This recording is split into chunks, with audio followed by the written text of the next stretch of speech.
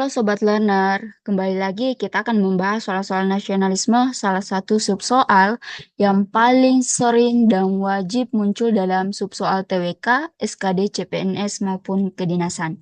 Nah, pada kesempatan kali ini kita akan membahas beberapa contoh soal yang muncul pada seleksi CPNS maupun kedinasan pada tahun 2021 maupun hingga 2023 kemarin. Nah, contoh soal ini menjadi bahan persiapan bagi teman-teman yang ingin mempersiapkan untuk seleksi CPNS maupun kedinasan di tahun 2024 ini. Nah, kita lihat di soal nomor 1. Peristiwa 28 Oktober tahun 1928 merupakan salah satu peristiwa penting dalam sejarah bangsa Indonesia. Peristiwa tersebut menjadi awal munculnya semangat persatuan dan kesatuan bagi seluruh bangsa Indonesia yang digagas oleh para pemuda untuk bersatu mengikrarkan Sumpah Pemuda.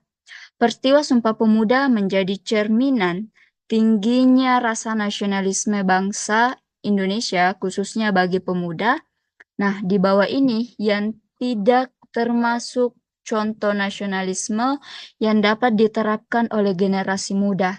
Nah, pertanyaannya adalah di antara pilihan A sampai E, mana yang tidak termasuk contoh nilai nasionalisme? Nah, kita lihat di pilihan alfa. Menumbuhkan semangat kebersamaan dalam berjuang. Kalau semangat kebersamaan, tentunya dia mencerminkan sikap persatuan. Nah, dia termasuk nilai-nilai nasionalisme ya. Kemudian yang B kita lihat menunjukkan eksistensi generasi muda muda Indonesia kepada para penjajah dengan membantunya di medan perang. Nah, ini tentunya tidak termasuk karena apa? Dia membantu para penjajah di medan perang. Nah, ini tidak termasuk ya karena termasuk tindakan yang bertentangan dengan persatuan dan kesatuan bangsa Indonesia atau bertentangan dengan nilai-nilai nasionalisme. Jadi untuk soal nomor 1 ini pilihan yang tepat adalah yang Bravo. Nah, ada beberapa kita lihat bahwa pada Sumpah Pemuda pada 28 Oktober 1928 tentunya mencerminkan tingginya sikap nasionalisme pemuda. Nah, adapun nilai-nilai nasionalisme yang terkandung dalam peristiwa Sumpah Pemuda adalah yang pertama, tentu adanya rasa persatuan dan kesatuan, kemudian rela berkorban, kemudian kepedulian, solidaritas, keberanian, dan kebersamaan. Jadi itu adalah nilai-nilai nasionalisme yang tercermin dalam peristiwa Sumpah Pemuda 28 Oktober 1928. Oh iya, kembali lagi aku mengingatkan bahwa sebenarnya konsep nasionalisme adalah rasa atau kecintaan terhadap bangsa sendiri. Jadi kita mengutamakan yang namanya persatuan dan kesatuan bangsa dan negara. Nah, materi ini sudah aku sampaikan di video sebelumnya ya. Nah, kita lanjut di soal selanjutnya. Nah, di soal nomor 2 kita lihat di sekolah SMP 2 Mojokerto, kepala sekolah memiliki kebijakan untuk meminta siswanya bergiliran untuk mengibarkan bendera merah putih di halaman sekolah setiap hari secara bergiliran mulai dari kelas 1 hingga kelas 6 SD. Tindakan ini mencerminkan sikap. Jadi kita highlight di sini adalah tindakan atau kebijakan yang meminta siswanya bergiliran untuk mengibarkan bendera merah putih. Nah, kalau kita lihat mengibarkan bendera merah putih itu bagian dari apa sih sebenarnya? Nah, kita lihat di pilihan A, keikutsertaan dalam kegiatan sekolah sebagai wujud kedisiplinan. Apakah ini bagian dari nilai-nilai yang tercermin dari atau yang timbul dari mengibarkan bendera merah putih? Tentu ini tidak mencakup hal tersebut ya. Kemudian yang B, keinginan untuk menjadi pekerja keras yang dipupuk sejak bangku sekolah juga tidak berkorelasi. Kemudian yang C, mencerminkan sikap dan rasa bangga terhadap sekolahnya juga tidak mencerminkan. Kemudian yang D. Menunjukkan rasa cinta dan pengabdian kepada negara sebagai bagian dari NKRI. Ini pilihan yang tepat ya, karena kalau mengibarkan bendera merah putih kan salah satu bagian dari identitas nasional kita. Jadi ketika kita mengibarkan bendera merah putih itu adalah bagian dari rasa cinta terhadap bangsa dan negara. Jadi mengibarkan bendera merah putih merupakan salah satu bentuk kecintaan dan kebanggaan terhadap negara dan bangsa Indonesia serta dapat memupuk dan menumbuhkan sikap nasionalisme. Nah, kita lanjut di soal berikutnya. Nomor 3, di suatu daerah terdapat sebuah kelompok masyarakat yang merasa tidak puas dengan kebijakan pemerintah dengan adanya pembukaan lahan tambang di tengah pemukiman masyarakat adat, serta hutan adat yang selama ini mereka kelola. Kelompok ini ingin menyampaikan protesnya agar pemerintah mengambil tindakan untuk menstabilkan atau mencegah pembukaan lahan tersebut yang dapat mengancam kehidupan masyarakat sekitar. Apa yang seharusnya mereka lakukan? Yang A. Menghindari segala bentuk protes dan berharap agar pembukaan lahan tambang dapat diatasi oleh pemerintah dengan sendirinya. Pilihan A ini bukan jawaban yang tepat ya, karena dia tidak menunjukkan adanya tindakan dari masyarakat yang terdampak. Kemudian yang B, membuat pernyataan di media sosial tanpa melakukan tindakan nyata. Melakukan pernyataan di media sosial saja tidak cukup. Nah, tentunya karena ini menyangkut kehidupan masyarakat banyak, nah perlu tindakan nyata dalam mengatasi tindakan tersebut. Yang C, melakukan tindakan kekerasan terhadap pihak-pihak yang dianggap bertanggung jawab atas pembukaan lahan tambang tersebut. Nah, tentu ini bertentangan ya dengan nilai persatuan dan kesatuan karena ada tindakan kekerasan harusnya kan dilaksanakan secara demokrasi untuk mencegah adanya hal-hal yang tidak diinginkan. Nah, pilihan C juga kurang tepat. Nah, kita lihat dia pilihan delta, mengorganisir unjuk rasa secara damai dan menyampaikan tuntutan mereka kepada pemerintah secara tertib dan damai. Ini tentu pilihan yang benar ya, karena kan ceritanya adalah ada pembukaan lahan tambang di tengah pemukiman masyarakat, sehingga sebenarnya perlu ada pembicaraan antara masyarakat terdampak dengan pemerintah terkait dengan secara tertib dan damai untuk menemukan solusi terhadap permasalahan yang ada. Jadi jawabannya adalah yang D. Jadi di mana dalam sistem demokrasi masyarakat memiliki hak untuk menyampaikan pendapat dan protes mereka kepada pemerintah. Namun hal ini seharusnya dilakukan secara damai dan tertib. Mengorganisir unjuk rasa secara damai adalah salah satu cara untuk menyampaikan tuntutan kepada pemerintah. Nah, tindakan tersebut merupakan bagian dari kebebasan berpendapat dan berkumpul yang dijamin oleh negara. Nah, tentu dari pilihan A, B, C, D, E. Nah, ada pilihan yang paling tepat, yaitu pilihan yang D.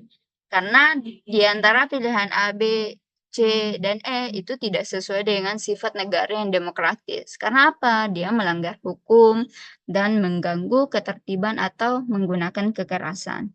Nah, kita lanjut di soal berikutnya.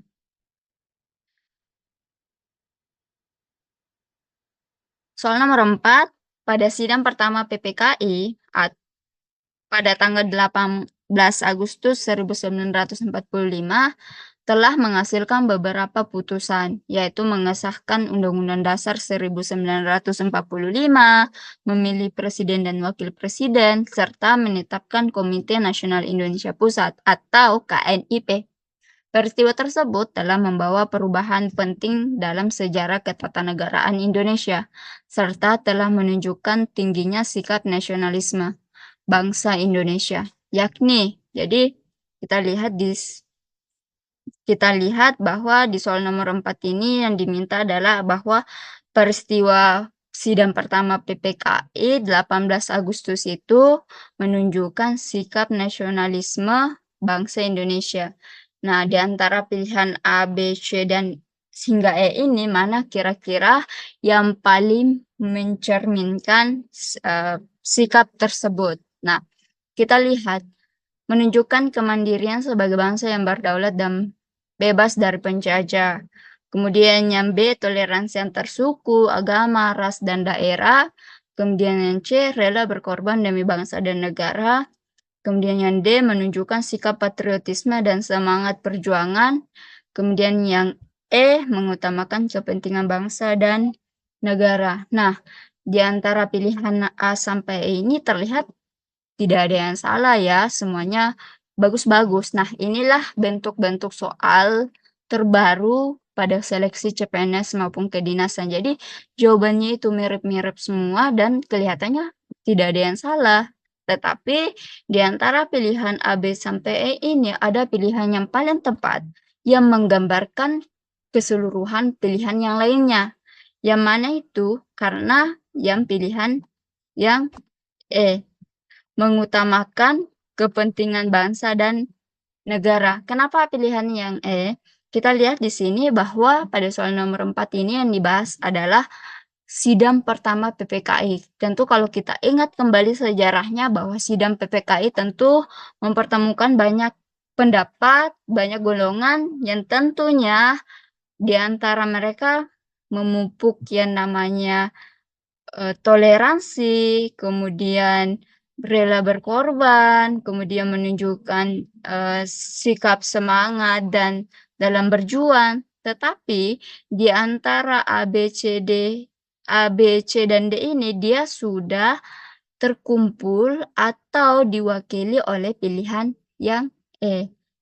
Jadi karena adanya semangat untuk mengutamakan kepentingan bangsa dan negara atau dengan kata lain semangat persatuan, maka ditemukanlah atau dirumuskanlah hasil sidang PPKI itu.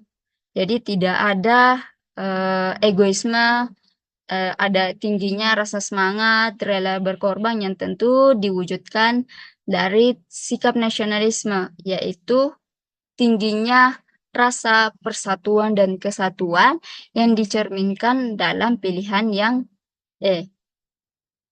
Bahwa sejarah perumusan Undang-Undang Dasar telah melalui proses yang sangat panjang, mulai dari perdebatan rumusan negara hingga akhirnya dilakukan rapat PPKI untuk menentukan susunan sistem ketatanegaraan Indonesia.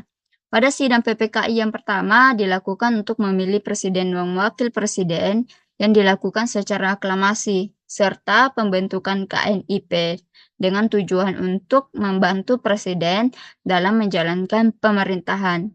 Nah, rapat tersebut tentunya menuai banyak perdebatan, namun sebagai wujud persatuan dan kesatuan bangsa, maka mereka mengutamakan kepentingan bangsa dan negara untuk menjaga persatuan sesuai dengan nilai-nilai nasionalisme. Nah, ingat kembali ya di soal nomor 1 tadi di poin pembahasan ada 6 poin penting nilai-nilai nasionalisme itu. Pertama adalah nilai persatuan. Kita lanjut di soal berikutnya. Nah, soal nomor 5. Salah satu nilai dan fondasi kebangsaan Indonesia bahwa semangat kebangsaan diarahkan pada perlindungan segenap bangsa dan seluruh tumpah darah Indonesia yang senasib dan sepenanggungan dalam bingkai negara kesatuan Republik Indonesia. Adapun bukti bahwa nilai semangat tersebut merupakan cerminan dan digali dari budaya masyarakat Indonesia adalah, jadi di sini adalah semangat kebangsaan yang diarahkan pada perlindungan segenap bangsa dan seluruh tumpah darah Indonesia yang senasib dan sepenanggungan dalam bingkai negara kesatuan Republik Indonesia itu digali atau cerminan dari budaya Indonesia. Nah, dari pilihan A sampai E ini mana yang paling tepat? Nah, kita lihat pilihan A. Adanya sikap patriotisme dan nasionalisme sudah ada sejak masa penjajahan kolonial. Tingginya semangat rela berkorban untuk kemerdekaan bangsa Indonesia, kerelaan untuk bergabung menjadi bangsa Indonesia merdeka, kuatnya rasa persatuan dan kesatuan dalam memperjuangkan kemerdekaan Indonesia dari tangan penjajah. Kemudian perjuangan kemerdekaan dilakukan oleh seluruh rakyat Indonesia tanpa terkecuali. Nah, mana pilihan yang paling tepat untuk soal nomor 5 ini? Jadi yang diminta adalah mana bukti bahwa nilai semangat tersebut merupakan cerminan dan digali dari budaya bangsa Indonesia. Nah, untuk pilihan ini yang paling tepat adalah yang paling pilihan alfa ya, adanya sikap patriotisme dan nasionalisme sudah ada sejak masa penjajahan kolonial. Nah, nilai budaya persatuan telah menjadi budaya bagi bangsa Indonesia, tercermin sejak masa pergerakan Indonesia. Budaya persatuan tidak terlepas dari nilai-nilai nasionalisme yang telah tumbuh sejak tahun 1928. Pada masa Sumpah Pemuda yang tujuannya adalah untuk bersatu dan menunjukkan sikap rela berkorban untuk bangsa dan negara untuk melawan penjajahan Belanda. Jadi, nilai semangat persatuan sebenarnya sudah muncul atau sudah tercermin sejak zaman penjajahan dulu atau sejak zaman 1928 jauh sebelum Indonesia merdeka. Itu tercermin dari tindakan para pemuda maupun para pendiri bangsa untuk memperjuangkan persatuan dan kemerdekaan bangsa Indonesia. Jadi untuk soal nomor 5, yang paling tepat adalah yang pilihan alfa. Nah, sekian dulu untuk video kali ini.